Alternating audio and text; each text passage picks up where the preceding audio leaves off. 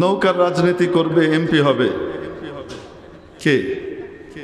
যার সাথে বর্তমান আওয়ামী লীগ নেত্রী শেখ হাসিনার সম্পর্ক নাই না আছে? যার সাথে সম্পর্ক নাই সে কি নৌকার প্রতিনিধিত্ব করতে পারে? আসতে বলেন না। আচ্ছা, বর্তমানে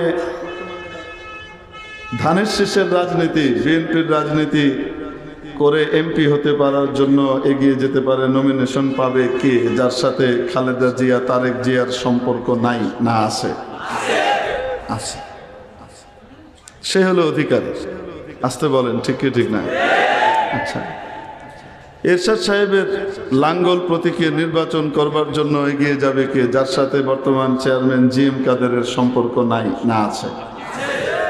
যদি না থাকে সে প্রতিনিধিত্ব করতে পারে? বলেন তো দেখি, এই জমিনটা কার? আরো আসতে, আরেকটু আসতে বলেন। লিল্লাহি মুলকুস সামাওয়াতি ওয়াল আরদ। আসমান এবং এই জমিনের কর্তৃত্ব, মালিকানা, ক্ষমতা, রাজত্ব একমাত্র কার? আরো আসতে বলেন। তাহলে আল্লাহর জমিনে রাজনীতি করার অধিকার কার? যার সাথে আল্লাহর সম্পর্ক নাই না আছে? আল্লাহর সাথে সবচেয়ে বেশি সম্পর্ক নবীদের, তারপরে নবীর ওয়ারিস আলেম ওলামাদের। ঠিক কি ঠিক না? অতএব এই দেশে, এই জমিনে আল্লাহর, এই জমিনে আল্লাহর, এই পৃথিবীতে আল্লাহর প্রতিনিধিত্ব করতে হলে, রাজনীতি করতে হলে, যার সাথে আল্লাহর সম্পর্ক নাই, যে আল্লাহকে অস্বীকার করে, যে নাস্তিক্যবাদে বিশ্বাসী, বা যে নামে মুসলমান আসলে মুনাফিক, এই রকম লোকের রাজনীতির কোনো অধিকার নাই। আসতে বলুন ঠিক ঠিক। তাহলে এদেশে আসলে সত্যিকার অর্থে, এদেশ কেন, গোটা জমিন, এই বাংলাদেশটা কি পৃথিবীর বাইরে না ভিতরে? তো পৃথিবীর মালিকানা কার? যদি আল্লাহর মালিকানাধীন এই পৃথিবী মনে করে থাকি, তাহলে অবশ্যই আল্লাহর সাথে যাদের ক্ষমতা, সম্পর্ক, আল্লাহর সাথে যাদের দৃঢ় মজবুত বন্ধন রয়েছে, তারাই সত্যিকার অর্থে এই জমিনে রাজনীতির অধিকারী। ঠিক কি ঠিক না? অন্যদের অধিকারী নাই। খামাখা ফালতু কথা। এসব গায়ের জোরে মাস্তানি করতেছে, বলেন না কেন? তো মজার জিনিস হলো, গায়ের জোরে মাস্তানি করে লাফাল মেরে যাই করো না কেন, আজরাইলকে ঠেকাইতে পারলো না আজ পর্যন্ত। কত চেষ্টা, কত তদবির, কত এই আর কত সেই, হাজার চেষ্টা করেও ফেরাউন আজরাইলকে আটকাইতে পারে নাই। হাজার চেষ্টা করার পরেও বিশ্ব সম্রাট নমরুদ আজরাইলকে ঠেকাইতে পারে নাই। ঠিক কি ঠিক না? হাজার চেষ্টা করেও এদেশের যত বড় বড় মাথারা ছিলেন, তারা কেউ আজরাইল সাহেবকে আটকাতে পারেননি। বর্তমানেও যারা লাফালাফি করে বেড়াচ্ছেন, লম্ফঝম্প করে বেড়াচ্ছেন, আজরাইল কিন্তু তাদের কেউ ছাড়বে না। আসতে বুদ্ধিমান সে যে নাকি আজরাইলের কথা চিন্তা করে আগেই সোজা হয়ে যায়। আর যদি আগে সোজা না হয়, তাহলে ওই যে একবার এক সাপের সাথে ব্যাঙের দেখা হয়েছে। ব্যাঙ বলছে, আঙ্কেল তুমি এত এঁকে বেঁকে চলো কেন? তুমি সোজা রাস্তায় চলতে পারো না? সিরাতে মুস্তাকিমে চলতে পারো না? দেখো না সূরা ফাতিহায় বলা হয়েছে, ইহদিনাস সিরাতাল মুস্তাকিম, আমাদেরকে সিরাতে মুস্তাকিমের হেদায়েত দিন। মামা তুমি কি একটু সোজা চলতে পারো না? মানুষ তো সিরাতে মুস্তাকিমে চলে, তুমি কি একটু সোজা চলতে পারো না? সাপ বলে, ফস, তোর মতো তুচ্ছ ব্যাঙ আবার আমার সামনে এত বড় বড় কথা বলে? বুঝেন নাই মনে হয়। এজন্যই দেখবেন শরীয়তে লেখা আছে, অজগরটি আসছে তেড়ে, আর কিছু পাই নাই। যেহেতু নিজেরা সাপের মতো এঁকে বেঁকে চলে, এই জন্য শুরুতে অজগর নিয়ে এসে সাপের বাজারে। ঠিক কি ঠিক? তো এটাই বলছে আর কি, যে তুমি এত এঁকে বেঁকে চলো, একটু সোজা চলতে পারো না? তো সাপ মিয়া বলে, চপ, বড় বড় কথা বলিস, খেয়ে ফেলবো, পেটের জেলে ভরে ফেলবো, ভাবখানায় আর কি।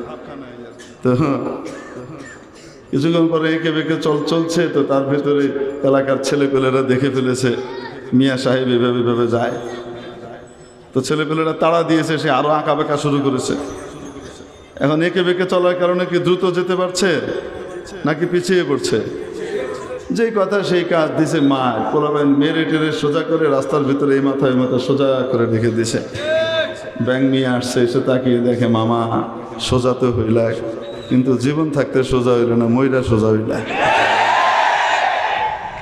আল্লাহর নবীর সুন্নতের জামা পরার জন্য যখন বলা হয় তখন রাজি হয় না। তখন ইয়াহুদ নাসারার পোশাক পরে লাফালাফি করতে স্মার্টনেস মনে করে নিজের ভিতরে, মনে করে এটা স্মার্টনেস মনে করে, নিজেকে স্মার্ট মনে করে। বুশের ড্রেস খুব পছন্দ হয়, পুতিনের ড্রেস খুব পছন্দ হয়, মক্কার জ্যোতি নবী মুহাম্মদের ড্রেস পছন্দ হয় না। যারা পরে সেই দিনদার মানুষদেরকে, এই দিনদার ডাক্তার, ইঞ্জিনিয়ার, দিনদার ব্যবসায়ী, দিনদার কৃষিজীবী, দিনদার পেশাজীবীকে ধরে খোঁচাখুঁচি শুরু করে দেয়। ঠিক কি ঠিক না? মোল্লা হয়ে গেছে, কাঠ মোল্লা হয়ে গেছে, মাওলানা হয়ে গেছে, বলে কি বলে না?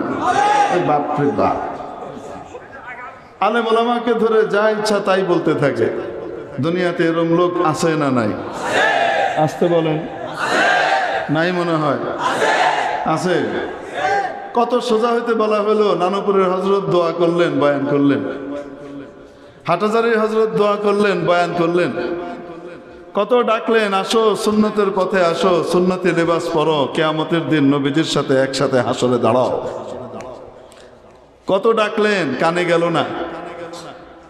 বরং রাজনৈতিক শক্তিমত্তা, পকেটের টাকার গর্ব আর অহংকার তাকে পশ্চাৎপদ করে দিল। সে হেদায়েতের পথ থেকে, সিরাতে মুস্তাকিম থেকে বিচ্যুত হয়ে সরে গেল। মৃত্যুর পরে তো ঠিকই রে বাবা, সেই পাঞ্জাবি পরলা, সেই কামিজই তো পরলা, সেই জুব্বাটাই তো পরলা, সোজা হয়ে তো সামনে আসলা। যদি মৃত্যুর আগে হইতা তাহলে ফেরেশতারা আসমান থেকে নাজিল হয়ে তোমাকে অভ্যর্থনা করে নিয়ে যেত, ইস্তেকবাল করতো। আর এখন পিটাইতে পিটাইতে নিয়ে যেতেছে। ঠিক কি ঠিক না? সত্য কথাগুলো শুনতে খুব তেতই লাগে, কিন্তু আসলে ক্যান্সার যখন কারো হয়ে যায় না, তখন ভিটামিন দিয়ে কাজ হয় না, তখন কেমোথেরাপি দেয়া লাগে। বলেন না কেন? কেমোথেরাপি যখন দেয়া হয় তখন খুব আরাম লাগে না, যার হয় তার খুব কষ্ট হয়। আর কষ্টটা এই পরিমাণ হয়, মাথার চুল চলে যায়, চোখের ভ্রু চলে যায়, অদ্ভুত টাইপের এক ডাইনিমার কাছে চেহারা হয়। বলেন না কেন? এত কষ্ট হয়। তারপরেও যে কেমোথেরাপিটাকে সহ্য করে, হজম করে, সে আল্লাহর রহমতে একটা সময় সুস্থ হয়ে যায়, চুল টুল আবার ফিরে আসে। আসতে বলেন ঠিক কি ঠিক না? আর যে সহ্য করতে পারে না, সহ্য করবে না, কেমো নিবে না, আলেম ওলামার তেতো কথা শুনতে রাজি হবে না, শুধু মিঠা মিঠা কথা শুনে ভাই গরু দাও জান্নাতে যাও, এই টাইপের সিস্টেমের ভিতরে পড়বে, তো বুঝতে হবে যে এরকম লোক ইমানি ক্যান্সার নিয়ে দুনিয়া থেকে বিদায় নিবে। ইমানটা সাথে নিয়ে যেতে পারবে কিনা, এটাই বড় ভয়ঙ্কর বিষয় হয়ে দাঁড়ায়। ঠিক কি ঠিক না? এজন্য হুজুরদের তেতো কথাগুলো খারাপ লাগলেও শুনতে হয়। আসতে বলেন ঠিক না? হুজুররা যে মিঠা কথা বলে সেটাও শুনতে হয়, হুজুররা যে তেতো কথা বলে সেটাও শুনতে হয়। আসতে বলেন। সব কথা আমার ভাল লাগবে তা নয়। আমাদের যেমন শরীরে রোগ হয়, শরীরে রোগ হলে সব রকমের ওষুধ যে ভালো লাগে তা কিন্তু নয়। কিছু ওষুধ খেতে খুব মজা লাগে, যেমন আপনার ওই যে সিভিট আছে, সিভিট পাইলে তো একদিনে মানে এক পাতা সামনে আছে, একদিনে এক পাতা সবাই মেরে দিবে গোপনে গোপনে। আর ছোট পোলাপান যদি হোমিওপ্যাথিক ওষুধের বড়ির পায়, তা তো সারছে কাম। ঠিক কি ঠিক না? কি মজা, খাইতে কত মজা। অপরদিকে ইনজেকশন, ওইটাও তো একটা ওষুধ, কয় না কেন? ওই ইনজেকশন দিয়ে যখন ওষুধটা দেয় তখন ভাল লাগে, তখন করে।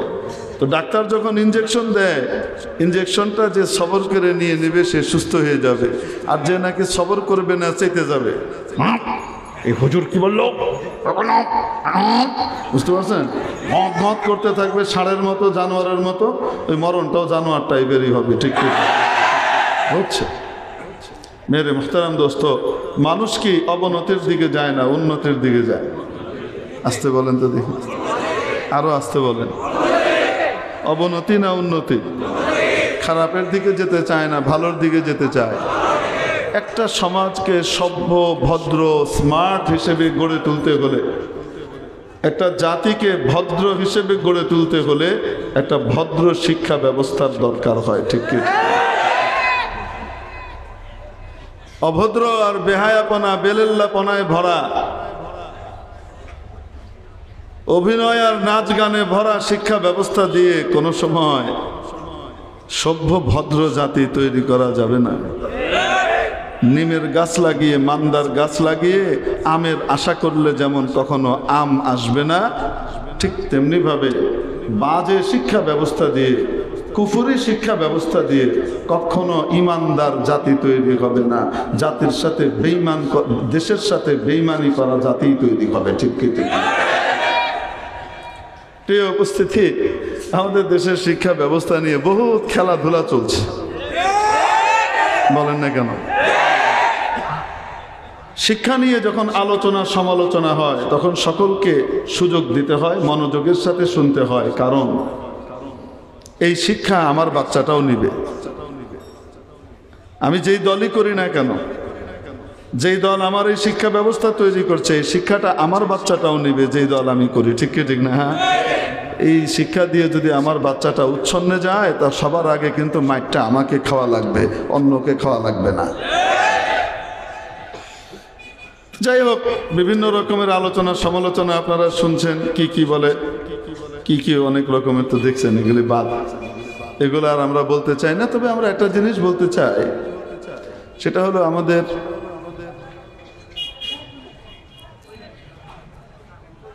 শিক্ষা অধিদপ্তরের গুরুত্বপূর্ণ কর্মকর্তা, দায়িত্বশীল টেলিভিশনের ভিতরে বক্তব্য দিয়েছেন। সেই বক্তব্য দিতে গিয়ে উনি বলেছেন যে শিক্ষা নিয়ে অনেকে সমালোচনা করছে, এটা ওইটা ওইটা ওইটা সবকিছু বলে টলে শেষে বলেছেন এই মহান শিক্ষা, মানে মহান শব্দটা বলে না, কিন্তু এই শিক্ষা ব্যবস্থা ওনার দৃষ্টিতে মনে হচ্ছে যে আরশে আজিম থেকে নাজিল হয়েছে। এই শিক্ষা ব্যবস্থা এটা কোত্থেকে আসলো, এটা উনি আমাদেরকে জানিয়েছেন, এজন্য ওনাকে ধন্যবাদ, সত্যি ধন্যবাদ জানাচ্ছি যে কোত্থেকে শিক্ষা ব্যবস্থার প্রেসক্রিপশনটা আসলো। জাতিসংঘ 52টা দেশের জন্য উন্নত শিক্ষা ব্যবস্থা একটা ছক তৈরি করে দিয়েছে। কে দিয়েছে? আসতে বলে জাতিসংঘ। এই শিক্ষা ব্যবস্থার জন্য কি করেছে? সুপারিশ করেছে 52টা দেশের জন্য, তার ভিতরে বাংলাদেশ এটিকে বাস্তবায়ন করছে। এত বড় গুরুত্বপূর্ণ আহকাম পালন করতেছে তারা, এত গুরুত্বপূর্ণ ইবাদত করতেছে, আর এই দেশের কিছু মানুষ বোকা, এরা তাদের সমালোচনা করতেছে। ভাবখানায়, বুঝলেন না? জাতিসংঘ 52টা দেশের জন্য একটা শিক্ষা ব্যবস্থা তারা প্রণয়ন করে মোটামুটি সেই মৌলিক খসড়াটা কি করেছে? সুপারিশ করেছে। ইনারা ওই সুপারিশটা বাস্তবায়ন করেছেন। সুবহানাল্লাহ। আমি আপনাদেরকে একটা কথা জিজ্ঞেস করতে চাই, জাতিসংঘকে আসলে কি জাতিসংঘ বলা যায় না, এটা অজাতের সংঘ। এই অজাতের সংঘ কখনো মুসলমানের সমস্যার সমাধান করে নাই, শুধু কাফের জাতির সমস্যা নিয়েই তারা পড়ে আছে, ঠিক কি? এই অজাতের সংঘ আজ পর্যন্ত 6 বছর হয়ে গেছে আমার বাংলাদেশের রোহিঙ্গা সমস্যার সমাধান করতে পারে নাই, ঠিক কি ঠিক না? এই অজাতের সংঘ 75 বছর ধরে চলে আসা নির্মম বর্বরতম যে ইতিহাসের জুলুম চলছে ফিলিস্তিনিদের উপরে, এই ফিলিস্তিনি সমস্যার সমাধান 75 বছরেও করতে পারে নাই। আসতে বলেন, ঠিক কি ঠিক না? এই ব্যর্থ অজাতের সংঘের সুপারিশ করা শিক্ষা ব্যবস্থা দিয়ে একটা ব্যর্থ জাতি তৈরি হতে পারে, সফল জাতি তৈরি কখনোই হবে না, ঠিক?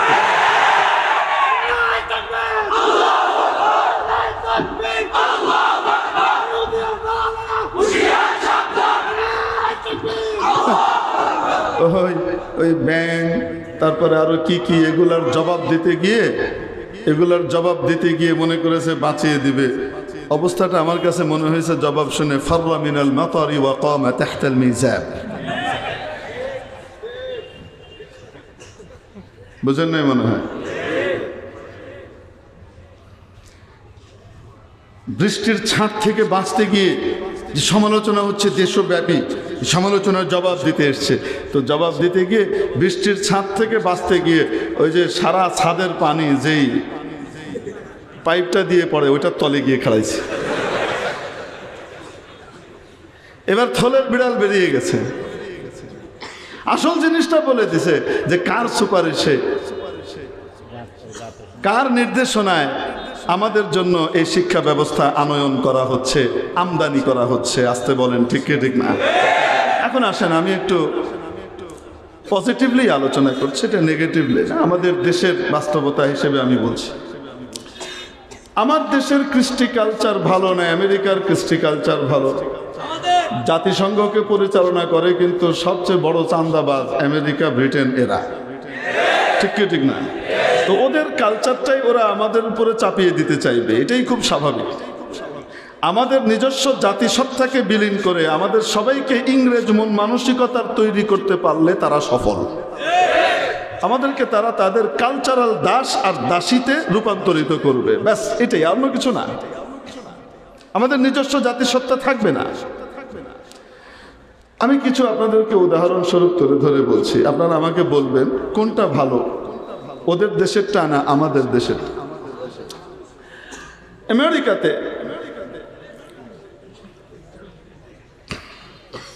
আমাদের দেশে যেমন দেখেন না, কিছুদিন পর পর আমরা কি করি, জামা শার্ট প্যান্ট এগুলো বদল করি, নতুন নেই, পুরানটা বাদ নতুনটা নেই, নেই কি নেই না? শৌখিন মানুষরা কিছুদিন পর পর নতুন নতুন গাড়ির মডেল চেঞ্জ করে, 4-5 বছর পর পর করে, কি করে না?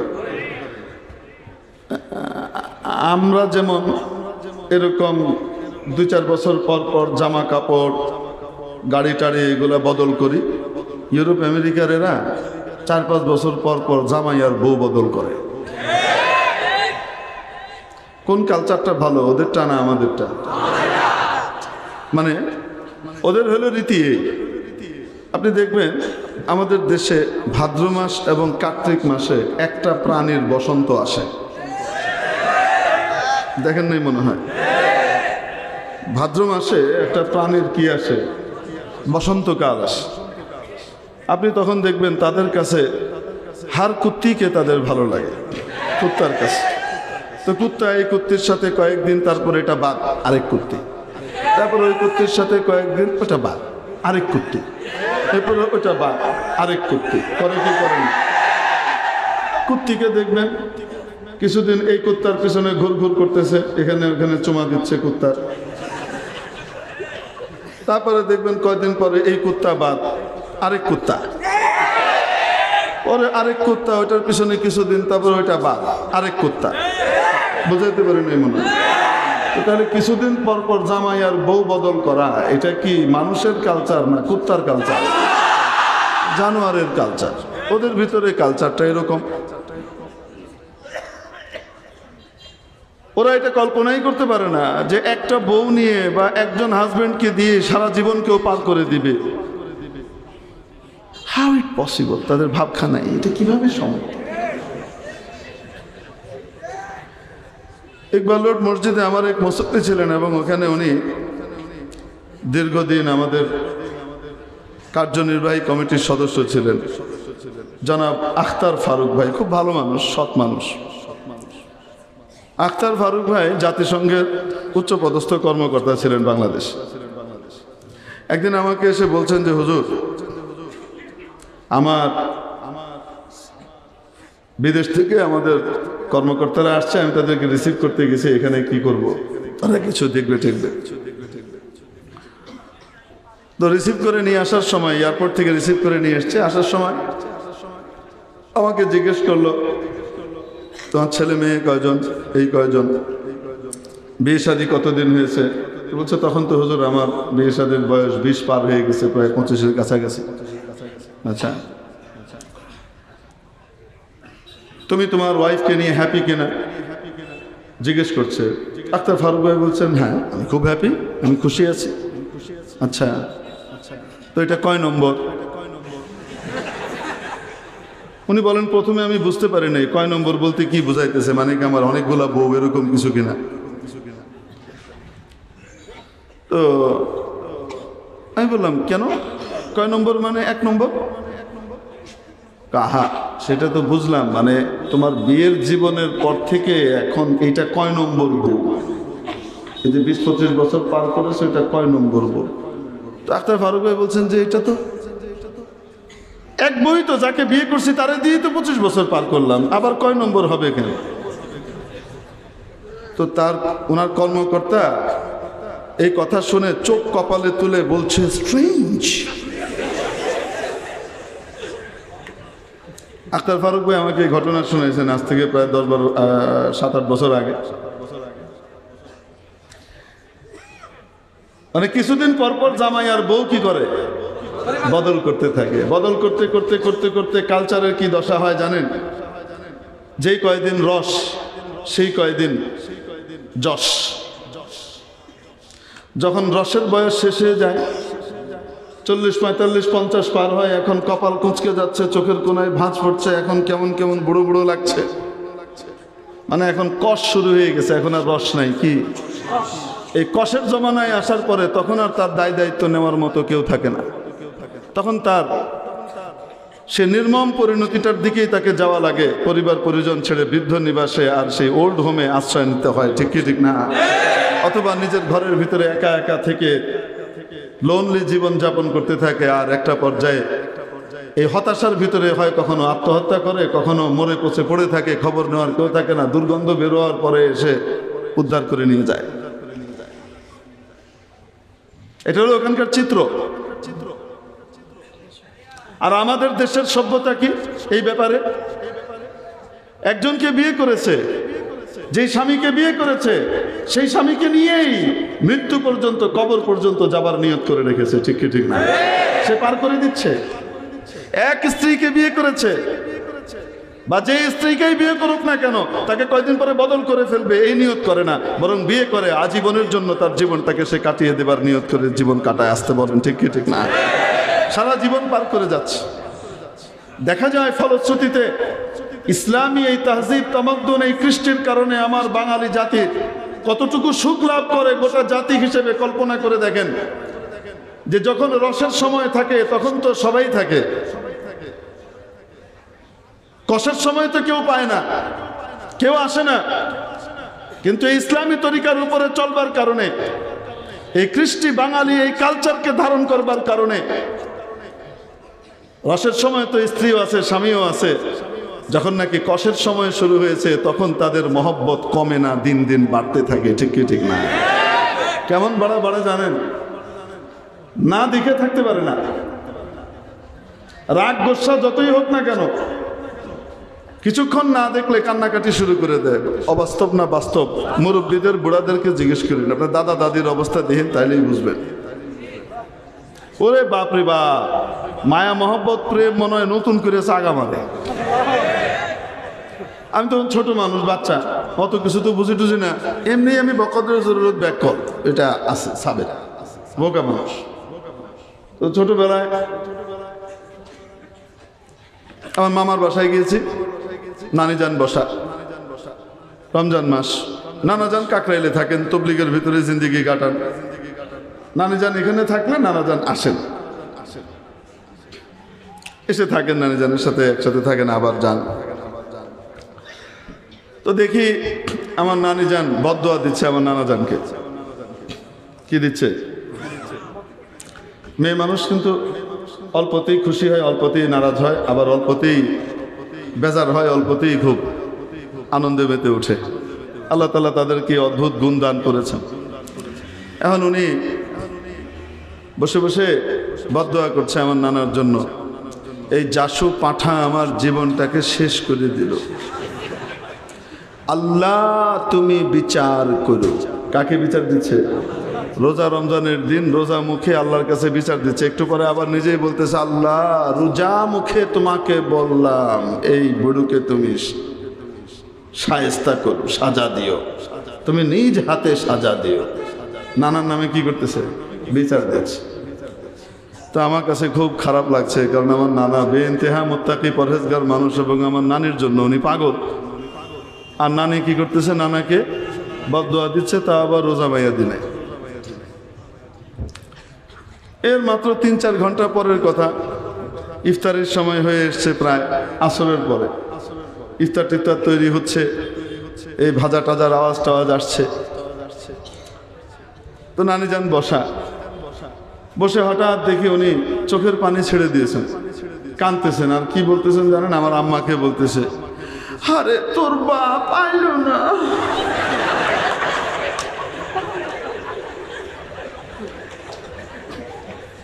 আমার আম্মাজানকে বলছে, আরে তোর বাপ আইলো না, মানে আসলো না। আমি এই মোতাজাদ হালত দেখে, আমি তো ছোট মানুষ, আমি আর সহ্য করতে পারি নাই। আমার ঠাস করে মুখ দিয়ে বেরিয়ে গেছে। একটু আগে জাসু পাঠা বলি গালি দিলেন আর আল্লাহর কাছে বদদোয়া করলেন, এখন আবার কাঁদছেন কেন? ওরে বলতে দেরি, আমার না নিজে বিস্ফোরিত হলেন, জীবনে এত রাগ কোনোদিন আমার উপরে হননি। তুমি চুপ রাও, পেকি ভাম হয়ে গেছে। আসলে তো ওই সময় বুঝার বয়স হয় নাই। বুঝার বয়স হলে হয়তো এই সোয়ালের জবাব দেওয়া, সোয়ালই করা লাগতো না, প্রশ্নই করা লাগতো না, এমনি বুঝে ফেলতাম। ঠিক কি ঠিক না? আমার দেশের রীতি কি, একজনকে নিয়ে তার জীবনকে সে পার করে দিচ্ছে। রাগ, খুশি, শোক, মানে কি বলবো আপনাকে, দুঃখ, ব্যথা, বেদনা, আরাম, আয়েশ, সুখ, দুঃখ, সর্বক্ষেত্রে ঝগড়াঝাঁটি, মিলমিশ, এর ভিতর দিয়ে গোটা জীবন পার করে দিচ্ছে। একজন আরেকজনকে ছাড়া জীবন শেষ করবে এটা কল্পনাই করে না। আসতে বলেন, ঠিক কি ঠিক না? তাহলে কোন কালচারটা ভালো? আমেরিকান, ইউরোপিয়ান যে কালচার, কিছুদিন পর পর জামাই আর বউ বদল করতে থাকে। রস যেই কয়দিন আছে সেই কয়দিন তো সবাই টানতে থাকে। যখন রস শেষ, কষের সময় কেউ দায়িত্ব নেওয়ার মতো নাই, হয় ওল্ড হোমে পড়ে মরা লাগে, নতুবা নিজের বাড়ির ভিতরে এসে কখনো আত্মহত্যা করে, কখনো ওই বাড়িতে একা থাকতে থাকতে থাকতে থাকতে থাকতে থাকতে কোন সময় মরে পড়ে থাকে, দরজা বন্ধ, কেউ জানতেও পারে না। প্রতিবেশীরা 3-4 দিন পরে লাশের দুর্গন্ধ শুনে খবর দেয়, ফায়ার সার্ভিস এসে কি করে উদ্ধার করে নিয়ে যায়। ওইটা ভালো না, আমার দেশেরটা ভালো? আসতে বলে। ইউরোপ আমেরিকার শুধু ভালো ভালো জিনিসগুলো আমাদের সামনে মানুষ বলে, আসল জিনিসগুলা বলে না। ভেতরের অশান্তিটা কেমন এটা বলে না। আচ্ছা, এরপরে আসেন, ডক্টর হুমায়ুন আহমেদ সাহেব লিখেছেন, মওলানা সাহেবদের কথা বা আমরা যদি আমাদের আত্মীয় স্বজনের কথা বলি, তাদের মুখ থেকে শুনে বলি, তাহলে বলবে যে হুজুররা হয়তো বানিয়ে বানিয়ে বলছে। এজন্য ওনাদের এই বিশিষ্ট কথা শিল্পী মরহুম ডক্টর হুমায়ুন আহমেদ সাহেবের কথা থেকে উল্লেখ করছে। উনি ঘটনা লিখেছেন, উনি যখন ওইখানে গবেষণা করতেন, পিএইচডি করছেন, ওই সময়কার ঘটনা উনি বলছেন, অহরহ এরকম ঘটনা ঘটে। একটা তো আমার নিজের সামনেই হয়েছে। ওল্ড হোমের মধ্যে বৃদ্ধ নিবাসে বাপ অথবা মা মারা গেছে, কর্তৃপক্ষ ছেলের কাছে ফোন করেছে, তোমার বাবা মারা গেছে, তোমার মা মারা গেছে। উনি ওখানে বাবা বা মা কোনো একজনের কথা লিখেছেন, আমার ঠিক মনে নাই, কিন্তু ঘটনাটা বলছেন। ফোন করেছে কর্তৃপক্ষ যে তোমার বাবা বা মা মারা গেছেন, তুমি আসো, শেষকৃত্যে অংশগ্রহণ করো, মানে কাফন দাফনে অংশগ্রহণ করো। ছেলে ওখান থেকে বলে দিচ্ছে, আমি খুব বিজি, আমি আসতে পারবো না। তোমরা ফিউনারালের ব্যবস্থা করে ফেলো, যা বিল আসে বলে দাও, আমি অগ্রিম বিল পাঠিয়ে দিচ্ছি, আমি টাকা দিয়ে দিচ্ছি, কিন্তু বাপের বা মায়ের মুখ দেখার মতো সুযোগ আমার নাই, আমি অনেক ব্যস্ত। এটা হলো ওখানকার কালচার। আর আমার এখানকার কালচার কি? মানে ওখানে এই ধরনের ঘটনা ঘটলে কেউ আশ্চর্যান্বিত হয় না। এই ধরনের ঘটনা ঘটছে যেহেতু প্রায় ঘটে, এই জন্য এটা কোনো আশ্চর্যের বিষয় নয়। আর আমার দেশের সংস্কৃতিটা কি বলেন? আমার দেশের একটা বাচ্চা ছোট্টবেলায়, ওই বড় পরবর্তীতে ইঞ্জিনিয়ার হোক, ডাক্তার হোক, যাই হোক না কেন, ছোটবেলায় ওই যে মসজিদের মক্তবে গিয়ে কোরআন হাদিস শিখতো হুজুরের কাছে, মোল্লা সাহেবের কাছে, বা মাদ্রাসায় গিয়ে ওস্তাদের কাছে কিছুদিন পড়াশোনা করেছে, এটার বরকতে ইসলামী পরিবেশের কারণে তার ভেতরে যে মানসিকতা তৈরি হয় সেটা কেমন? সেটা হলো এই, সে বিদেশে আছে, সুদূর প্রবাসে আছে, যদি খবর পায় যে তার মা অথবা বাবা ভয়ঙ্কর রকমের অসুস্থ অবস্থায় হসপিটালাইজড, যে কোনো সময় চলে যেতে পারে, এই এতটুকু শুনলে আর সে দেরি করতে পারে না। তার কোম্পানি তাকে ছুটি দেখ আর না দেখ, বাই ফোর্সে ওখান থেকে পাগল হয়ে যায়, তৎক্ষণাৎ ইমার্জেন্সি টিকিট কাটে, কয়েক গুণ বেশি দাম দিয়ে ধার কর্য করে টিকিট কেটে সে ছুটে আসে দেশে, তার বাবাকে তার মাকে এক নজর দেখবার জন্য, তার পাশে দাঁড়াবার জন্য। ঠিক কি ঠিক না? কোনটা ভালো, ওদেরটা না আমাদেরটা? কোন কৃষ্টি কালচার ভালো, ইউরোপিয়ানদের, আমেরিকানদের না আমার বাংলাদেশে, আমার সোনার বাংলাদেশে? ওখানকার কালচার কি? একটা বাচ্চা 18 বছর বয়স পর্যন্ত তার বাবা মার কাছে থাকা বাধ্যতামূলক। বাবা মা একটা বাচ্চাকে বড় করবার জন্য নিজের রক্ত পানি করে দিয়ে, জীবন যৌবন সব শেষ করে দিয়ে একটা বাচ্চাকে বড় করে তুলে তিলে তিলে ধীরে ধীরে আসতে বলেন। ঠিক কি ঠিক না? আমার এখানে কি আর ওখানে কি কল্পনা করেন? 18 বছর বয়স হয়ে গেছে, রাষ্ট্রীয় আইন তাকে অনুমোদন দিয়ে দিয়েছে, তুমি এখন আলাদা হতে পারো। বেশিরভাগ ছেলে পেলে যদি 18 বছরের ভিতরেই দেখে যে সে কামাই রোজগারের একটা ব্যবস্থা করে ফেলতে পেরেছে, বাস বাবা মা bye bye, bye bye, bye bye বলার আবার সিস্টেম আছে। যদি বলি বাই বাই তাহলে কেউ বলছে ঠিক মতো কইতে পারে নাই, বাই বাই, বাবা মা বাই বাই। হ্যাঁ, হিজ হিজ হুজ হুজ, তোমার তোমার, আমার তোমার, আমার আমার, যার যার তার তার।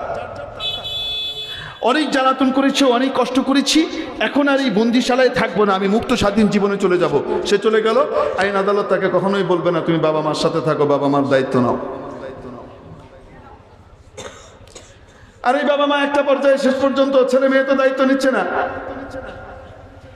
তার ওই জায়গা হয় নিজের বাড়িতে একা একা, নতুবা বৃদ্ধ নিবাস, ওই ওল্ড হোমের ভিতরে পেড়ে মরতেছে।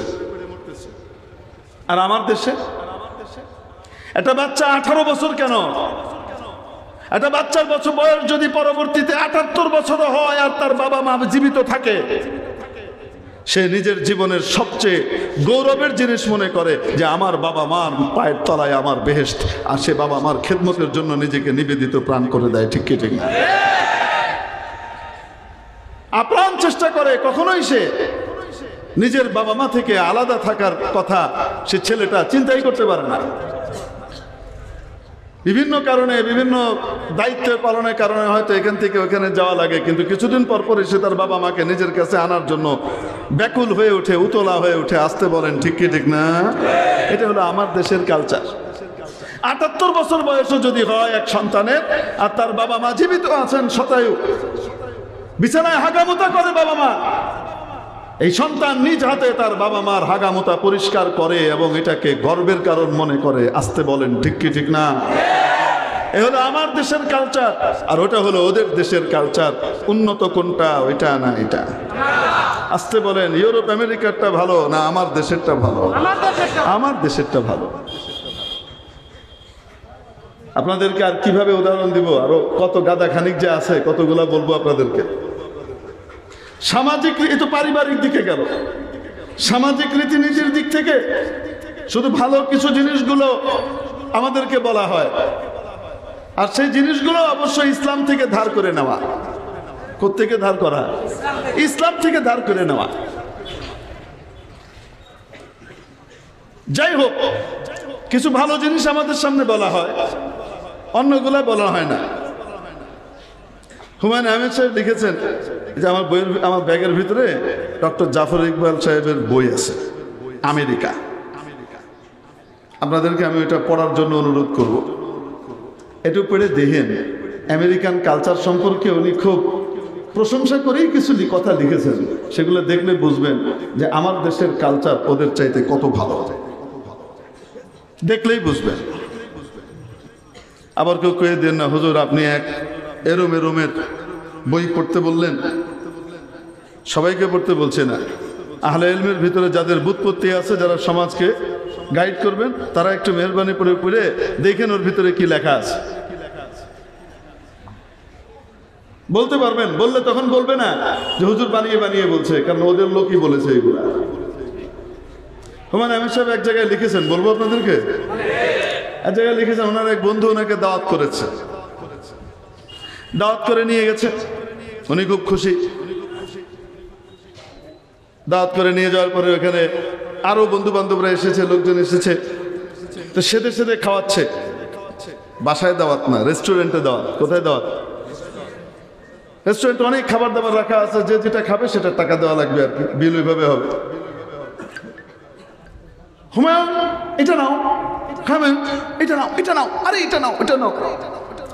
হুমায়ুন এসে বলেন আমি খুব খুশি, কারণ এখানে কাজে এসেছি, টাকা পয়সা যা আছে সেই টাকা আবার উড়ানো যায় না, টেনে টুনে হিসাব করে চলা লাগে, তাই যা মন চায় তাই তো আর খাওয়া যায় না, দামি দামি অনেক খাবার চাইলেও খাওয়া যায় না। দাওয়াত করে এখন খাওয়াইতেছে, আমি খুব খুশি, একদম মন ভরে সব খাইলাম টেলাম, দামি দামি জিনিস খাওয়ালো, খাইলাম, এটা নাও, এটা নাও, এটা নাও, সেদে সেদে খাওয়াইতেছে। আপনাদের চট্টগ্রামে মেজবানি করে না, আর মেজবানি এটা খান, এটা খুব খাইছে। খাইয়ে দিয়ে শেষ করার পরে উনি এখন চলে আসবেন। এখন ওনার বন্ধু কইতেছে হুমায়ুন তোমার বিল দিছো? কি কয় বুঝেন না মনে হয়? তোমাকে বিল মানে তুমি খেলা, তুমি বিল দিবে না? আমি বিল দেবো মানে তুমি দাওয়াত করে নিয়ে এলা, আমি বিল দেবো কেন? সবাই তো যার যার বিল দিচ্ছে, তুমি নিজেরটা দিবে না কেন? তুমি কইলেন তাহলে তো তোমার দাওয়াতের দরকার কি? আমি নিজে তো খেতে পারতাম, তো দাওয়াতের অর্থটা কি তাহলে? কে যে তোমাদের সবাইকে একত্রিত করলাম, আনন্দ করলাম, তো তুমি আমাকে থ্যাঙ্কস দেওয়া না? এরকম কালচার যদি আপনার এই চট্টগ্রামের ফটিকছড়িতে বা বাংলাদেশে কোনো জায়গাতে কেউ করে, ওই ইতরের লগে আপনি আপনার আত্মীয়তা করবেন কোনো সময়? ওই গোষ্ঠীর সাথে আপনি আপনার গোষ্ঠীর কাউরে বিয়ে দিবার চাইবেন না। ইতরের গোষ্ঠীর মেহমানের কাছ থেকে টাকা নেয়, ঠিক কি ঠিক না? তো কোন কালচার ভালো, ওদেরটা না আমাদেরটা? আসতে বলেন। আমাদের এখানে মেজবান তার সাধ্যে যা আছে, চাই সেটা পান্তাবাতি হোক না কেন, সে সেটাই মেহমানের সামনে কি করে, পরিবেশন করে। যেটা আছে সে খাওয়াবে, সে যা পারে খাওয়াবে। মেহমানের পকেট থেকে টাকা বিল পরিশোধ করা হবে, এটা কোনো সময় সে কল্পনাই করে না আমাদের দেশের কালচারওয়ালারা। ঠিক কি বলেন? ঠিক কি না? কোনটা উন্নত, ওদেরটা না আমাদেরটা? আসতে বলেন। তাহলে আমাদেরটা তৈরি হয়েছে আমাদের এই দেশের শিক্ষা ব্যবস্থা দিয়েই তো, বলেন না কেন? আমাদের সেই সনাতন শিক্ষা ব্যবস্থা দিয়েই তো এই কালচারটা তৈরি হয়েছে, নাকি না? আসতে বলেন। আর ওদের ওই চিত্রটা তৈরি হয়েছে ওদের শিক্ষা ব্যবস্থা দিয়ে, বলেন না কেন? ঠিক কি ঠিক না? তো এখন বলেন, শিক্ষা ব্যবস্থা ওদের কাছ থেকে আমরা আমদানি করব না রপ্তানি করব? সরকারের তো উচিত তোমার দেশের কৃষ্টি কালচারকে তুলে ধরে তারপরে তুমি আমেরিকানদের কাছে তুমি তোমার সিলেবাস যেটা এটাকে রপ্তানি করো, তা না করে তুমি আমদানি করে বেড়াইতেছো। কি আমদানি করতেছে? আমদানি করতেছে তুচ্ছ আর অনুন্নত, যেটা ইতর মার্কা ওইটা, আর নিজেদের কাছে যে উন্নতটা আছে সেটাকে বিসর্জন দিচ্ছে। আমি মনে হয় বুঝাতে পারিনি আপনাদেরকে। তাহলে শিক্ষা ব্যবস্থা আমরা কি আমদানি করব জাতিসংঘের কাছ থেকে, না রপ্তানি করব? আর আমাদের এই শিক্ষা ব্যবস্থা দিয়েই মাননীয় প্রধানমন্ত্রীর মতো এরকম একজন বিদ্বান তৈরি হয়েছেন। এই শিক্ষা প্রণয়ন যারা করছেন, সিলেবাসটা এই প্রণয়নকারী দায়িত্বশীলরা আমাদের এই শিক্ষা ব্যবস্থা দিয়ে তৈরি হয়েছে। ঠিক কি ঠিক না? যদি আগের সেই শিক্ষা ব্যবস্থা ব্যর্থ হয়ে থাকে তাহলে বলেন আপনারা কি যোগ্য না অযোগ্য? যদি বলেন এই শিক্ষা ব্যবস্থার কারণে আপনারা অযোগ্য, তাহলে অযোগ্যতার দায় এই মুহূর্তে পদত্যাগ করেন, যোগ্য মানুষ সিলেবাস তৈরি করবে। আর যদি বলেন যে না, এটা যোগ্য মানুষ তৈরি করেছে, তাহলে কেন যোগ্য মানুষ তৈরি করার সেই সিলেবাস চেঞ্জ করে এখন ঘোড়ার ডিম মার্কা সিলেবাস জাতির মাথায় চাপিয়ে দিতে চাচ্ছেন? অতএব এই শিক্ষা ব্যবস্থা, এই শিক্ষা কারিকুলাম অবিলম্বে বাতিল করতে হবে। ঠিক কিনা? যদি না করে তাহলে এই শিক্ষার নামে কুশিক্ষায় আমার বাচ্চাদেরকে আমরা দিতে পারি না। আমরা আমাদের বাচ্চাদেরকে বাধ্য হয়ে মাদ্রাসা শিক্ষার ভিতরে ঢুকাই দিব ইনশাআল্লাহ। কি বলেন? সত্যিকারের কোরআনী শিক্ষায় এদেশের মানুষ বড় হয়ে উঠবে। এবং আপনাদেরকে ধন্যবাদ। জাতি এদিকে আপনারা চেঞ্জ করেন না, আপনাদেরকে চেঞ্জ না করতেই বলি, যতদিন এই কুশিক্ষা বহাল রাখবেন ইনশাআল্লাহ আমাদের মাদ্রাসায় ছাত্র সংখ্যা 3 গুণ থেকে 4 গুণ হবে ইনশাআল্লাহ। আমরা টেনে টুনে আনতে পারতাম না তো, দেখবেন ইনশাআল্লাহ এখন দলে দলে আফওয়াজা ইয়াদখুলুনা ফিল মাদ্রাসাতি আফওয়াজা ইনশাআল্লাহ তাআলা। এবং রেনেসা আসবে এবং সেই রেনেসার উপর বল করে ইনশাআল্লাহ তাআলা তাগুতের শক্তি এই পৃথিবী থেকে বিলীন হবে, সত্যিকারের আল্লাহওয়ালাদের রাজত্ব কায়েম হবে। এবং মুহিব খানের মতো মানুষ রাষ্ট্রনায়ক হওয়া খুব বেশি অসম্ভব কিছু না। আসতে বলেন ঠিক কি ঠিক না? আমি তো ওদেরকে একদম নির্দ্বিধায় চ্যালেঞ্জ করতে পারি। তোমরা আমাদের ভিতরে যে সমস্ত আলেম ওলামারা আছেন এনাদেরকে মন্ত্রিসভার দায়িত্ব দিয়ে দেখো, সত্যিকারের আজাদি দিয়ে দেখো, তারপরে দেখো যে কিরকম রাষ্ট্র তারা চালাইতে পারেন। তোমরা কল্পনাই করতে পারবা না। তো মৌলবীদেরকে বোকা মনে করো না। আসমানি শিক্ষায় শিক্ষিতরা কখনো বোকা হইতে পারে না। মোরে মিসকিনা তাওয়ারা চুসলাইমা আমি কোনাম বাকলে রাকলে নাদারা সাহাবা কোনাম মোরে মিসকিনা তাওয়ারা চুসলাইমা আমি কোনাম। আসমানি এলেম এত দামি, এত গুরুত্বপূর্ণ, এত চমৎকার এক এলেম। কোরআন সুন্নাহর জ্ঞান এত উন্নত জ্ঞান। এই জ্ঞান যদি কোনো মানুষের মধ্যে আসে, সে যদি জন্মগতভাবে একেবারে বেকুব হয় না কেন, তাকে অত্যন্ত বুদ্ধিমান বানিয়ে দেয়। সুবহানাল্লাহ। বাকেলকে আকেল বানিয়ে দেয়। কি বানায়? বাকেল ছিল বোকামি আর বুদ্ধিহীনতার দিক থেকে আরবদের কাছে জরবুল মাসাল, মানে প্রবাদ তুল্য ছিল সে। মানে সে কেমন বোকা ছিল এটার বিবরণ আছে। যে কথা বললেই তো ধরা খেত, মানে বোকামি করে বসতো। এই জন্য বাবা একটা হরিণ কিনেছে। কি কিনেছে? হরিণ। বাজার থেকে আরেক জায়গায় পেয়েছি ঘোড়া কিনেছে, যেটাই হোক হরিণ কিনেছে। হরিণ কিনে ছেলের হাতে এটা দিয়েছে, বাকেলের হাতে। কিনেছে 11 টাকা দিয়ে। কয় টাকা দিয়ে? আর ওই দেশের 11 টাকা, বহু আগের ঘটনা তো। কিনে ছেলের হাতে দিয়ে বলেছে, বাকেল বাড়িতে নিয়ে যাবি, খবরদার কারোর সাথে কথা বলবি না। তুই কথা বললে কিন্তু আমার হরিণ যাবে। কি করবি না? খবরদার কারোর সাথে কথা বলবি না। এখন সে যাচ্ছে রাস্তায়, তাকে একজন দাম জিজ্ঞেস করলো, বাকেল কত দিয়ে কিনেছো? হরিণের দাম কত? তাই না কোরবানির গরু কিনে বাড়িতে আইতে আইতে 100-150 জনের জবাব দেওয়া লাগে, কত দিয়ে কিনছেন? কন্যা কেন? এই জন্য অনেক মানুষ এখন কাগজে লিখে গায়ে লটকায় রাখে যে দাম কত। দেখা তো কত দিয়ে কিনছেন ভাই? তো এটা শুধু এই দেশে না, সব দেশেই আছে। আর হরিণ কিনে নিয়ে যাচ্ছে, যাবার পথে এক লোক জিজ্ঞেস করেছে, আরে বাকেল হরিণটা তো খুব সুন্দর, কত দিয়ে কিনলে তোমরা? এখন সে চিন্তা করতেছে কিভাবে বলে, আব্বা তো কথা কইতে না করছে, তো 11 তো কইতে হবে। এই জন্য 2 হাতে আঙ্গুল কয়টা? 5টা 5টা 10টা। তো এরকম করে রশিটাকে দাঁতের ভিতরে নিছে, আটকাইছে এরকম করে, আর এরকম করে দেখাইছে কত হয়েছে। আর ওই লোক বলতেছে 10। আর কথা বলা তো নিষেধ, 10 11 বুঝাইতে হবে তো। এই জন্য এরকম করে রেখে সে হাঁ করে জিব্বা বাইর করছে 1 বোঝানোর জন্য। 1 10 1 11 বুঝাইতে পারিনি। এখন যখন হাঁ করছে, হরিণ আছে তো, কয় না কেন? এই হলো বাকেল। আসমানি ইলম, কোরআনের ইলম যার হৃদয়ের মধ্যে আসে, এরকম বেকুবকেও বুদ্ধিমান বানিয়ে দেয়। বাকেলেরা আকেলে। এবং ইলমের গুণ হলো এই নাদারা সাহাবা কুনান, অশিক্ষিত মূর্খকেও সাহাবীর মতো জ্ঞানী বানিয়ে দেয়। সাহাবীর জ্ঞান কেমন? ক্ষণস্থায়ী জীবন নিয়ে তারা মেতে থাকতেন না। তাদের আসল টার্গেট ছিল আসল জীবন, আখিরাতের জীবন, পর্দার ওই পাশের জীবন, মৃত্যুর পরবর্তী জীবন, ঠিক কিনা? কারণ নবীজি বলেছেন, আল কাইসু মান দানা নাফসাহু ওয়া আমিলা লিমা বাদাল মাউত। প্রকৃত বুদ্ধিমান ওই ব্যক্তি, যেই ব্যক্তি নিজের কাজকর্মের হিসাব নিকাশ নিতে থাকে এবং মৃত্যুর পরবর্তী জীবনের জন্য কাজ করে আর আমল করে। নবীজি বলেছেন, আখিরাতের জন্য যে কাজ করে দুনিয়াতে, সেগুলো প্রকৃত বুদ্ধিমান। আসতে বলেন ঠিক কি ঠিক না?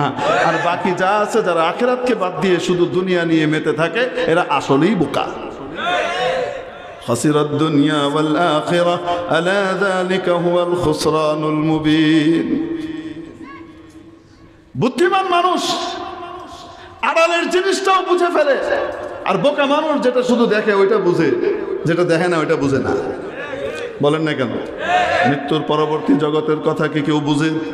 কেউ দেখতে পায়? দেখতে পায় না।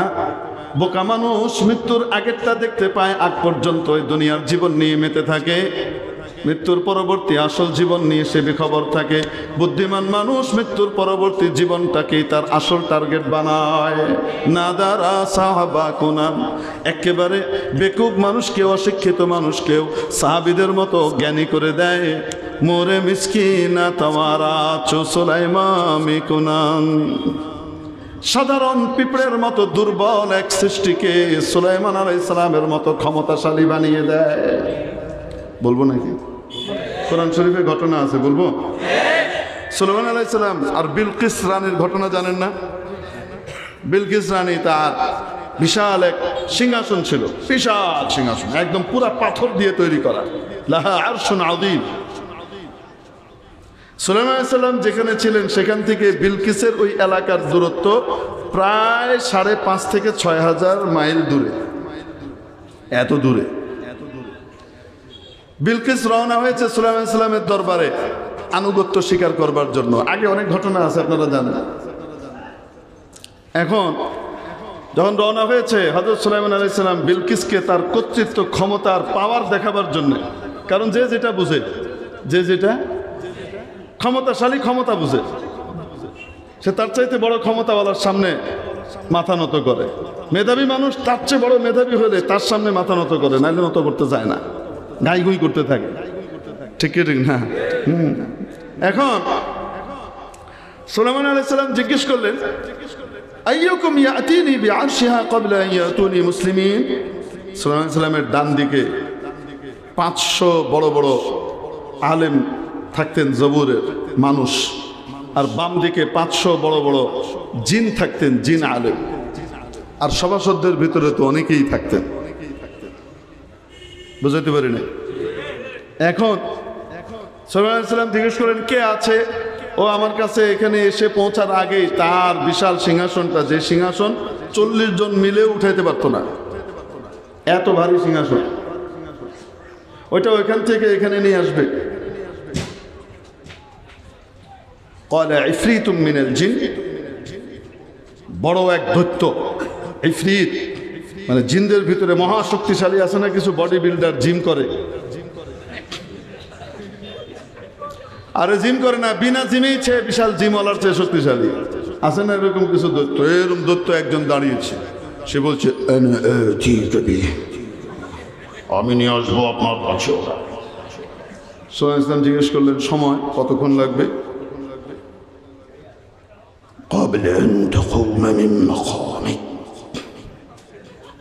আপনি আপনার বসা থেকে উঠে দাঁড়াইতে যতক্ষণ লাগে তার আগে। সুবহানাল্লাহ।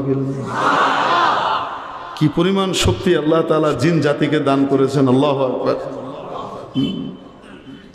আপনি বসা থেকে উঠে দাঁড়াতে, চেয়ারে আছে এখান থেকে উঠে দাঁড়াইতে যতক্ষণ লাগে, কয় সেকেন্ড লাগে? 2 সেকেন্ড লাগে, তার আগে নিয়ে আসবো। না, বড্ড দেরি হয়ে যাচ্ছে, চলবে না।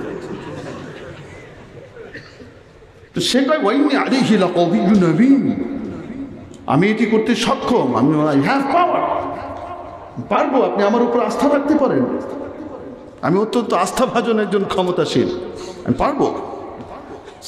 না, আর কেউ নাই, এতে তাড়াতাড়ি আনবে। قال الذي عنده علم من الكتاب একজন মানুষ দাঁড়াইছে যার কাছে জবুরের আসমানি ইলম আছে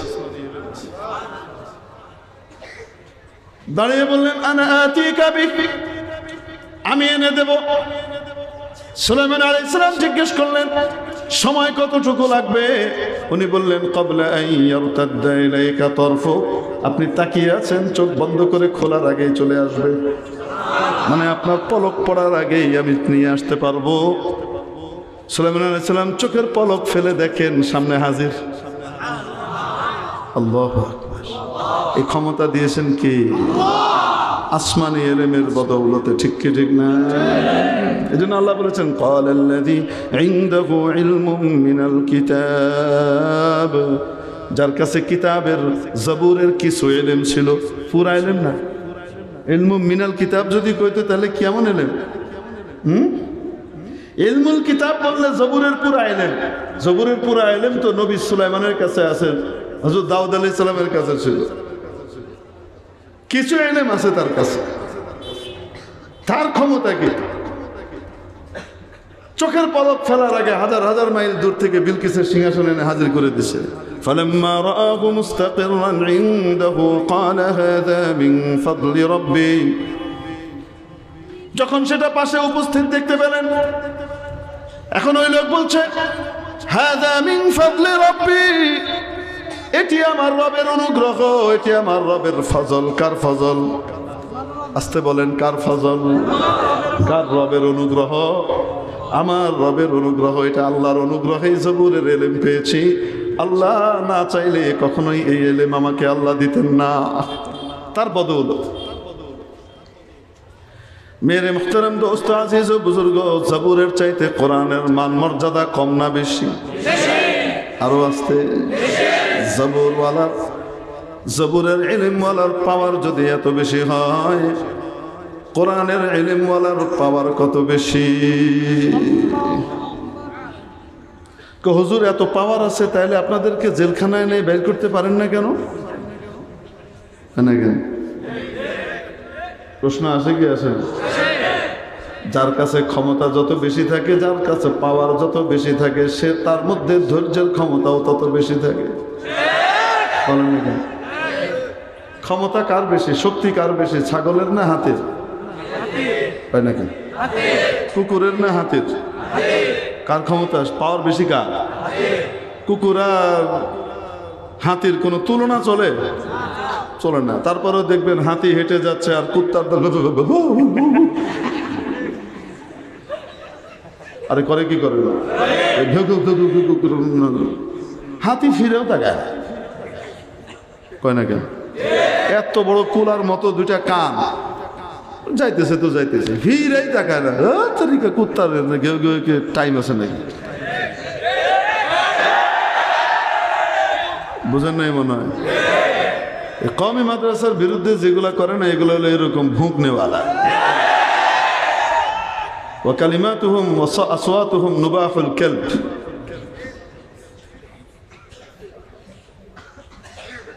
পড়ছেন না হাররা শারুন দানা বিহীন এগুলো হলো এরকম যাই হোক এই জন্য এগুলোর জবাব দেওয়ারও প্রয়োজন আমাদের তো দেখবেন কত শক্তিশালী হাতি কুত্তায় ঘেউ ঘেউ করে পায়ে কামড় দিবার চায় হাতি ফিরেও তাকায় না তাকায় তবে হাতি যদি রেগে যায় তাহলে কুত্তাকে আছাড় মারারও দরকার নেই শুধু চলার গতিটা ওইদিকে ফিরাই দিলেই হবে বলেন না চলার গতিটা যদি হাতি শুধু কুত্তার দিকে ফিরায় দেয় হাতি কি অস্ত্র বল্লম নিয়ে মারামারি করা লাগবে কুত্তার সাথে ফিরাই দিলে অবস্থাটা কি হবে হাতির পায়ের তলে যদি পড়ে একটা টাইম মানে শুধু স্বাভাবিকভাবে হাতি হাইটে যেতেছে ওইটার তলে পড়ছে কুত্তা হার মানে কি কইতাম আপনার করে নাড়ি বড়ি গোবর কিছু আর খুঁজে পাওয়া যাবে ঠিক কি ঠিক না কারণ হাতি যে কিছু কয় না তার অর্থ কি এই যে হাতির শক্তি নাই হাতির শক্তি যেহেতু অনেক বেশি তাই আল্লাহ তাকে ধৈর্য ধরার ক্ষমতাও অনেক বেশি দিয়েছে এই জন্য নবীর ওয়ারিসরা নবীদের মতো জালিমদের হাতে নির্যাতিত হয়, মায়ের খায়, কষ্ট করে, এটা করে সেটা করে, তারপরেও পাওয়ার দেখায় উলট পালট করে দেয় না। কেন? আল্লাহ যতক্ষণ ছাড় দিয়ে রাখছে, তা আল্লাহ আমার মর্যাদা বাড়াইতে চাইতেছেন, বাড়াক, কয় না কেন? এই জন্য আল্লাহওয়ালারা আল্লাহর দিকে তাকান, আল্লাহ কি চাইতেছেন। যদি আল্লাহ ছাড় দিয়ে রাখতে চান কিছুদিন, আল্লাহর তো বড় কোনো প্ল্যান আছে। এই জন্য আল্লাহওয়ালারা সেখানে পাওয়ার দেখাইতে যান না, নতুবা পাওয়ার আছে। পাওয়ার দেখাইতে যান নাকি? কইতেও যায় না, বদদোয়া করে দিমু কইলাম, কইতেও যায় না। যেহেতু আল্লাহ তাআলা বিশেষ পাওয়ার দিয়ে রেখেছেন, চুপ করে বসে থাকে। এক বুজুর্গ ছিলেন শাহে দৌলা, কি নাম? বড় ওলি মানুষ, বুজুর্গ মানুষ, এলাকার সবার বাড়ি ঘর খুব সুন্দর, এটা এটা, আর তার বাড়িটা হলো একেবারে দুর্বল, মুলি বাঁশের বেড়া দিয়ে বানানো। ঝড় শুরু হয়েছে 1991, আপনাদের এই এলাকায় ঝড় হয়েছিল, কঠিন ঝড়। ওরে আল্লাহ, ভয়ঙ্কর জলোচ্ছ্বাস হয়েছিল, প্রচন্ড ঝড় শুরু হয়েছে, দুমড়ে মুচড়ে সব ফেলে দিচ্ছে। আর এই মরমর মরমর করে দেওয়াল পড়ে যায় বাতাসের তোড়ে। তোনার বেগম সাহেব বলতেছে, আরে উঠেন না, একটু ঠেক দেন না। কি ঠেক দিব? ঠেক দেন, দেয়াল পড়ে যেতেছে তো। কি দিয়ে ঠেক দিব? বাঁশ দিয়ে। উনি তাড়াতাড়ি বাঁশ নিয়ে ধরে ঘর থেকে বাইরে গেছেন। বাইরে গিয়ে যেদিক থেকে বাতাস ঠেলতেছে ওই দিক থেকে বাঁশ দিয়ে ঠেলতেছে। বেগম সাহেব এটা কি করেন? তুমি না ঠেলতে কইলা? কারণ এই ঠেলা দিতে কইছি নাকি? এই ঠেলা দিলে তো কি হবে? ঘর যদি আধা ঘন্টা পরে পড়তো, তাহলে আধা ঘন্টা আগে বেড়ে যাবে। তাহলে কিভাবে ঠেলা দিব? এই দিক থেকে এসে দিবেন, আপনার ঠেলা দেওয়া লাগবে না, আপনি ভিতরে আন। ভিতরে আসছে, ভিতরে আসার পরে বেগম সাহেবাকে বলে, ওরে আল্লাহর বান্দি, এখনো কেন বুঝো না? এখনো কেন বুঝো না? আমি কেন ওই দিক থেকে ঠেলতেছিলাম, তুমি বুঝলা না? জিধার মাওলা উধার দৌলা। মাওলা যদি আমার ঘর ফেলতে চান, আমি গিয়ে একটু সাহায্য করব। জিধার মাওলা উধার দৌলা, আল্লাহ যেদিকে আমিও সেদিকে। এই জন্যই তো আল্লাহ আমারে ভালোবাসে। এখন এই কথা শোনার পরে বেগম সাহেবা চুপ হয়ে গেছে। সকালবেলায় দেখা গেল পুরা এলাকার কারো ঘর আস্থা নাই, কারো চাল চলে গেছে, কারো দেয়াল ভেঙে গেছে, কারো পুরাটাই শেষ হয়ে গেছে। এই নড়বড়ে সবচেয়ে দুর্বল ঘরের মালিক দৌলা মিয়ার ঘরটা জায়গা মতো ঠিক আছে। সন্দ্বীপের হযরত মাওলানা ইদ্রিস সাহেব রহমতুল্লাহ আলাইহি ছিলেন খলিফা মাদানী, সৈয়দ হুসাইন আহমদ মাদানী রহমতুল্লাহ আলাইহির খলিফা। সন্তোষপুর বাড়ি সন্দ্বীপে, মাদানীনগর মাদ্রাসার প্রতিষ্ঠাতা, প্রায় 163টা মাদ্রাসার প্রতিষ্ঠাতা ছিলেন, জিম্মাদার ছিলেন, দায়িত্বশীল ছিলেন, জন ইন্তেকাল করেন। তো হযরত রহমতুল্লাহ আলাইহির ঘটনা, এইখানে যখন ওই 91-এর জলোচ্ছ্বাস আর ঝড় হয়, যারা ওই সময় জন্ম লাভ করো নাই বা বয়স হয় নাই 5-7 বছর, তারা বলতে পারবে না যে ওই ঝড়টা কেমন ছিল। এই সময় আমি হেফজখানায় পড়ি, মনে হচ্ছিল যেন আমাদের সবাইকে নিয়ে উড়ায় চলে যাবে, এমন ভয়ঙ্কর অবস্থা ছিল। আর সমুদ্রের পানি কোনো জায়গাতে 15 ফিট, কোনো জায়গায় 20 ফিট উঁচু হয়ে জলোচ্ছ্বাসের মতো ভিতরে ঢুকছে জমিনে। ঝড় তো হয়েছে, গোটা সন্দ্বীপের এই মাথা থেকে ওই মাথা পর্যন্ত সব ভাষায় নিয়ে চলে গেছে। সন্দ্বীপ, কুতুবদিয়া, মহেশখালী, এগুলো ভয়ঙ্কর অবস্থা হয়েছিল ওই সময়। পুরা তীর উপকূল ধ্বংস হয়ে গেছিল একেবারে, হাজার হাজার মানুষ মারা গেছে ওই এক ঝড়ে। সব জায়গা দিয়ে পানি গেছে, কারো বাড়ির উপর ছাদ পর্যন্ত চলে গেছে, কারো একদম জানালার উপর পর্যন্ত পানি গেছে। হযরতের বাড়ি সাধারণ বাড়ি ছিল, মাদ্রাসার পাশে। উনি সারা রাত দরজা বন্ধ করে সেজদার ভিতরে ছিলেন আর দোয়া করছেন। সকালবেলায় দেখা গেছে এর ওর বাড়ির সব তৈরি টুড়ে সব শেষ, কারো বাড়ি আসতো নাই, ওনার বাড়িরও কিছু হয় নাই, ভিতরে কোনো পানিও ঢুকে নাই। আল্লাহওয়ালাদের পাওয়ার আছে না? নাই আছে, কিন্তু পাওয়ার থাকলেই আল্লাহওয়ালারা দেখেন না, কারণ যতদিন আল্লাহ সবর করে না, ধৈর্য ধরেন, ততদিন পর্যন্ত ওনারা চুপচাপ থাকেন, পাওয়ার দেখাইতে যান না। এই পাওয়ার কোরআনে কারীমের বদৌলতে আসে।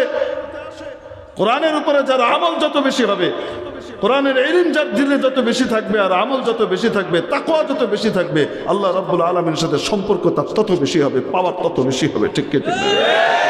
এই জন্য আপনাদেরকে জিজ্ঞেস করতে চাই, এই পাশ্চাত্যের প্রেসক্রাইবড, জাতিসংঘের প্রেসক্রাইব যে কি আছে আমাদের এই আপনার প্রেসক্রিপশন দিয়ে যেটা তারা দিয়েছে শিক্ষা ব্যবস্থা আর যে সিলেবাস তৈরি হয়েছে এটাতে পড়াবেন, নাকি ওই এলেম আসমানি এলেম কোরআনের মাদ্রাসায় ভর্তি করবেন? কে কে মাদ্রাসায় ভর্তি করবো? বাচ্চাদেরকে হাত উঠাই। আল্লাহ কবুল করেন। হাত নামাই। যদি করেন তো বেঁচে গেলেন, না করলে সামনের জীবনে দেখবেন মেরে থাকবেন, বলবে দাফন করে দাও, আমার সময় নাই। ওইরকম পোলাই বেরিয়ে চিন্তা করেন না। ওয়া আখিরু দাওয়ানা আলহামদুলিল্লাহি রাব্বিল আলামিন। সুবহানাল্লাহি ওয়া বিহামদিহি, সুবহানাকাল্লাহুম্মা ওয়া বিহামদিকা।